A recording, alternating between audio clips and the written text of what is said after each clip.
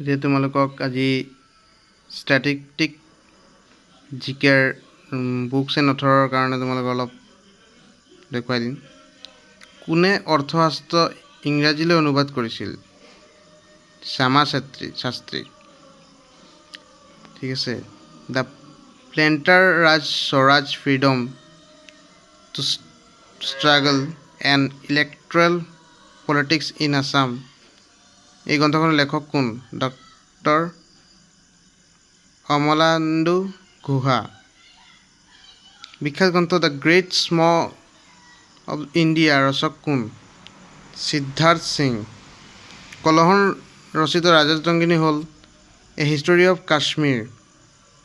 ঠিক আছে। বৃহৎ সংহিতা নিম্নলিখিত কাৰ সৃষ্টি? বৰহী মিহিৰা। তোমাৰ স্পেলিংটো প্ৰনাউন্সিয়েশ্যন হোৱা নাই, তোমালোকে চাই ল'বা। আইনী আকবৰে লিখিছিল আবুল ফাজল, পাৰ্চী ভাষাত লিখিছিল। The room on the roof গ্ৰন্থখনৰ লিখিছিল ৰাস্কিন বণ্ড। আন এখন মানে কিতাপ আছে angry river the blue umbrella. Poverty and British rule in India গ্ৰন্থখন কোনে লিখিছিল? দাদাভাই নৌৰোজী। দাদাভাই নৌৰোজী কোন আছিল? Grand old man of India. তোমালোকে মনত ৰাখিবা।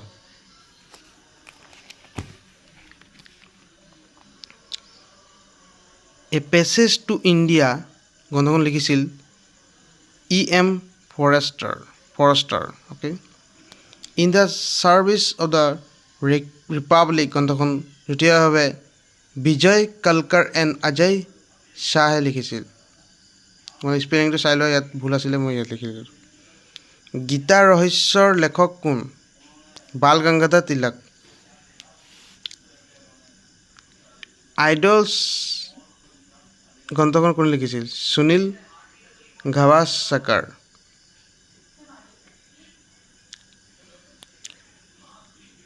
ৰামচৰিত মানস গ্ৰন্থখন কোনে লিখিছিল? তুলসী দাস।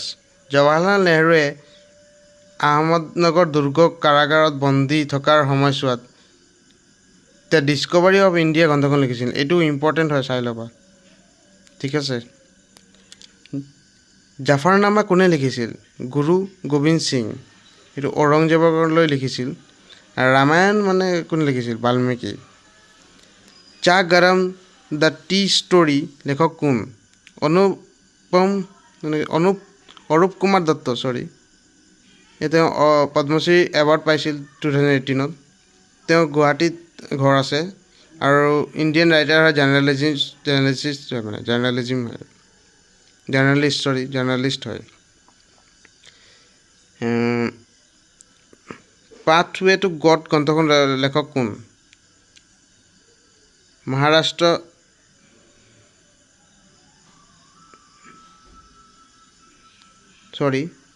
পাথৱে টু গড গ্ৰন্থখন লেখক মহাত্মা গান্ধী।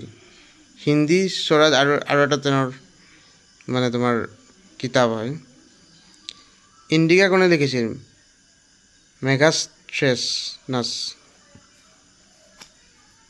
স্পেলিংটো ভুল হৈছে, কিন্তু তোমালোকে চাই লোৱা, মেইনটেইন কৰি ল'বা। The home and the world Rabindranath Tagore লিখিছিল। প্ৰহ্লাদ চৌধুৰী কোনে লিখিছিল? Hem Saraswati. Long walk to freedom Nelson Mandela. Anandamath লেখক কোন আছিল? Bankimchandra Chatterjee. Ace against odds Sania Mirza. Playing it my way আত্মজীৱনী কোনজন ক্ৰিকেটাৰ? শচীন তেণ্ডুলকাৰ। আৰু অথৰ আছিল মানে যুটীয়া মানে লেখক আছিল বৰিয়া Majumdar. Riddles in Hinduism B.R. Ambedkar. Cry the peacock Amrita Desai. My dear Bapu Gopal Krishna Gandhi. তেওঁ 22 মানে গভৰ্ণৰ অফ ৱেষ্ট বেংগল আছিল। তেওঁ জ্ঞান চন আছিল গান্ধীৰ okay India wins freedom Maulana Azad the test of my life Gobind Singh okay ভাৰতীয় স্বাধীনতা সংঘৰ্ষসমূহক ভিত্তি কৰি লিখা উপন্যাস প্ৰিঞ্জাৰ শ্ৰেষ্ঠ আছিল অমৃত প্ৰীতম 1956 সাহিত্য একাডেমী বঁটা পাইছিল okay Alice adventure in wonderland বিখ্যাত ক্লাছিকেল ৰচক কোন Lewis Carroll's Booker prize 1997 Arundhati ৰয়ে পাইছিল কি গ্ৰন্থৰ কাৰণে the god of small things the god of small থিংছৰ কাৰণে এইটো মেইন ইম্পৰ্টেণ্ট হয় কিলাব উ হিন্দ আল বিৰিয়ানী গোদান উপন্যাসটো কোনে লিখিছিল মুন্সী প্ৰেমচন্দ আম্বেদকাৰ এ লাইফ এইটো কোনে শশী থাৰুণ